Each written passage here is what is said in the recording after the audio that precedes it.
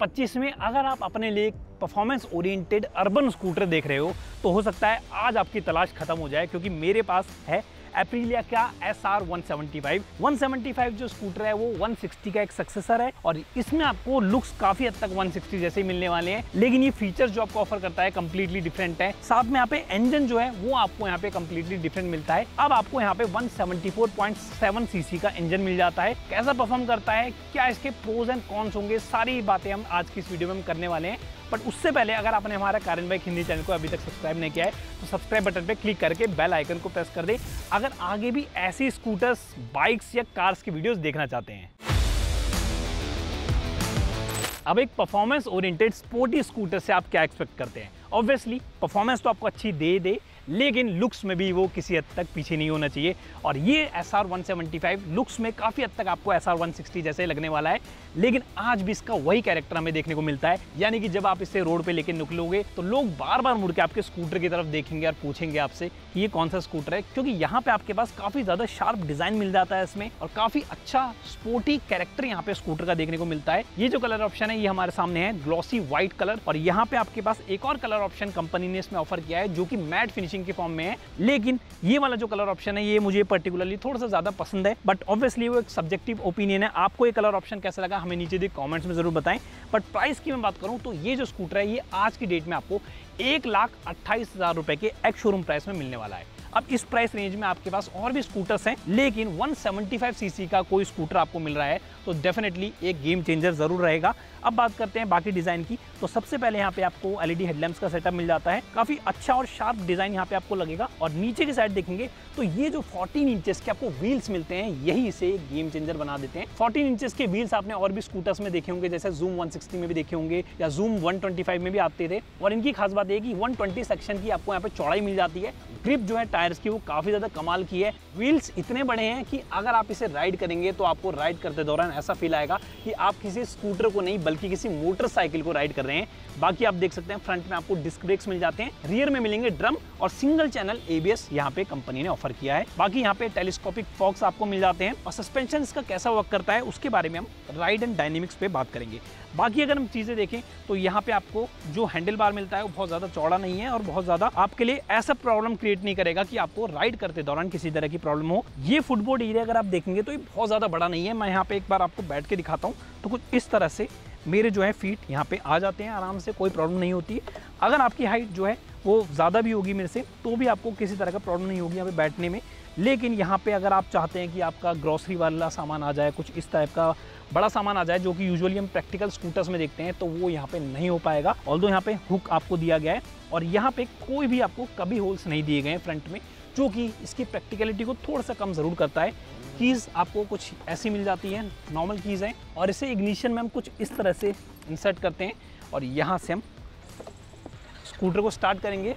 अभी जैसे मैंने स्टैंड नीचे किया तो इंजन जो है वो कट ऑफ अपने आप ही हो जाता है। एक और चीज़ आप यहाँ पे नोटिस करेंगे कि स्कूटर का जो पूरा लेआउट है, डिज़ाइन है, वो कुछ इस तरह का रखा गया है जैसे कॉम्पैक्ट स्कूटर्स होते हैं उसी तरह का आपको यहाँ पे फील आने वाला है। काफ़ी छोटा लगता है अगर आप इसे इन पर्सन देखेंगे आके, लेकिन परफॉर्मेंस में ऑब्वियसली इसी तरह का हम एक्सपेक्ट करते हैं डिज़ाइन। एक बार मैं आपको उसकी सीट में बैठ के दिखाता हूँ। मेरी जो हाइट है वो है 5 फीट 8 इंच। मेरी हाइट के हिसाब से आप देख सकते हैं सीट की हाइट जो है वो मेरे लिए कोई बहुत ज़्यादा प्रॉब्लम क्रिएट नहीं करेगी।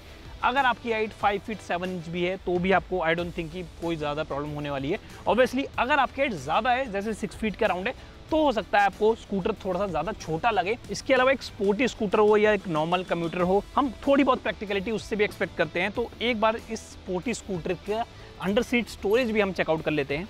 यहाँ पे आपको एक लॉक मिल जाता है सीट के साइड में और कुछ इस तरह से आप इसकी सीट को ऊपर करके इसका अंडर सीट स्टोरेज देखेंगे तो यहाँ पे हो सकता है थोड़ा सा आप डिसअपॉइंट हो, क्योंकि इसका जो अंडर सीट स्टोरेज है वो बहुत ज़्यादा बड़ा आपको नहीं मिलता।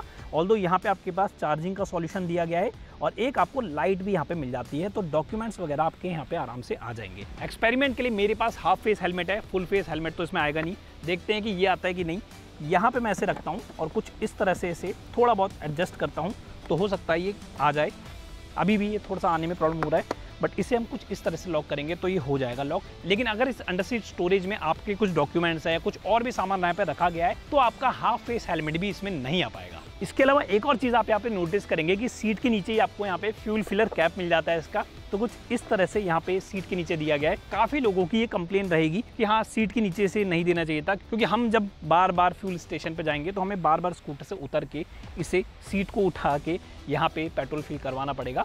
बट ऑफ कोर्स ये एक प्रोज भी है, एक कॉन भी है। कॉन तो आपको पता लग ही गया, लेकिन अगर मैं बात करूँ प्रो की, तो ऐसे फ्यूल फिलर कैप की खास बात ये है कि यहाँ पे आपके पास जंक नहीं लगेगा। इनकेस आपके स्कूटर के ऊपर बारिश होती है तो सीट के नीचे रहने की वजह से यहाँ पे आपके फ्यूल टैंक में पानी नहीं घुसेगा और ये थोड़ा सा सेफ रहेगा। ग्रैब रेल आपको यहाँ पे मिल जाती है और साथ ही साथ यहाँ पे आप देखेंगे तो टेल लैंप्स हैं वो आपको एलईडी की फॉर्म में दी गई हैं। काफ़ी अच्छी लगती है स्पेशली नाइट में। ये ब्लिंकर्स देखेंगे तो ये आपको नॉर्मल हैलोजन की फॉर्म में दिए गए हैं। अब बात करें अगर फीचर्स की, तो यहाँ पे आपको SR 175 में 5.5 इंच की TFT स्क्रीन मिल जाएगी और ये जो स्क्रीन है ये आपको कलर्ड मिलती है। तो काफ़ी अच्छा यहाँ पे फीचर रखा गया है जो SR 160 से मिसिंग था। साथ में अगर आप इसे ऐप के थ्रू कनेक्ट कर लेते हैं तो यहाँ पे आपके पास काफ़ी सारे फीचर्स इसके एक्टिव हो जाएंगे, जिनमें से नेविगेशन का फीचर्स हैं, म्यूजिक का फीचर्स हैं, बाकी और भी कुछ और फीचर्स आप एंजॉय कर सकते हैं। स्पेशली अगर आप यहाँ पे देखेंगे तो अभी ट्रिप का मीटर शो कर रहा है, ये कितनी हमने इसे राइड कर ली है, टॉप स्पीड हमें शो कर रहा है। तो इस टाइप का काफ़ी इन्फॉर्मेटिव यहाँ पे TFT डिस्प्ले आपको अब मिल जाता है।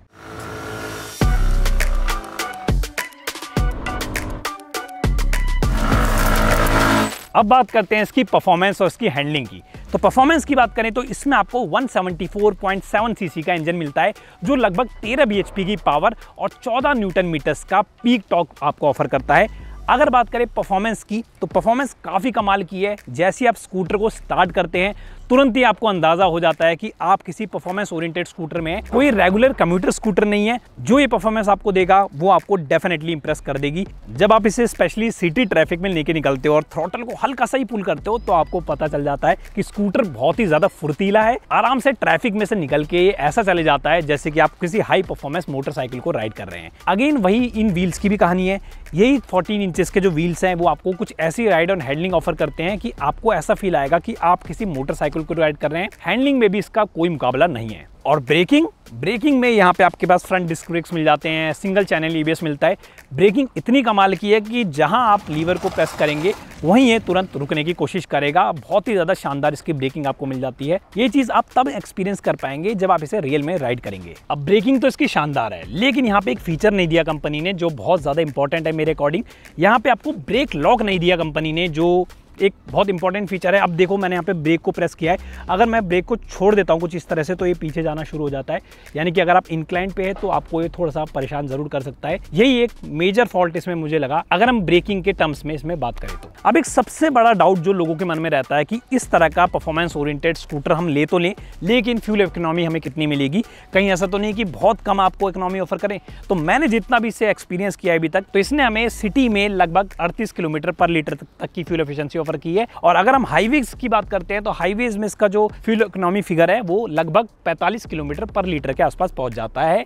यानी कि बुरे से बुरे टाइम में भी आपको ये 38 से 40 किलोमीटर पर लीटर तक की फ्यूल एफिशिएंसी ऑफर कर देगा, जो कि एक डिसेंट फ्यूल एफिशिएंसी है, अच्छी फ्यूल एफिशिएंसी है। यूजुअली इस टाइप के परफॉर्मेंस ओरिएंटेड स्कूटर या 175 सीसी के कोई स्कूटर से हम इतनी फ्यूल एफिशिएंसी एक्सपेक्ट करते हैं। एक और पॉइंट मैं यहाँ पे आपके सामने रखना चाहूंगा, जो हो सकता है एक सब्जेक्टिव ओपिनियन हो अगेन, लेकिन यहाँ पे आपको बताना जरूरी है कि सीट का जो कंफर्ट है वो बहुत ज़्यादा यहाँ पे अच्छा नहीं मिलता आपको। जैसे कि यूजुअली एक परफॉर्मेंस ओरिएंटेड स्कूटर में होता है उसी तरह की सीटिंग आपको मिल जाती है। अगर आप इसे लॉन्ग राइड पे लेके जा रहे हैं तो इसका जो स्लोपी पैटर्न है सीट का वो हो सकता है आपकी लोअर बैक पे थोड़ा सा दर्द कर दे। बट ओवरऑल जो लोग परफॉर्मेंस के शौकीन होते हैं, जिन्हें इस टाइप का स्कूटर ही कंसीडर करना होता है, वो आई डोंट थिंक कि सीट के कंफर्ट की वजह से इसको खरीदना नापसंद करेंगे।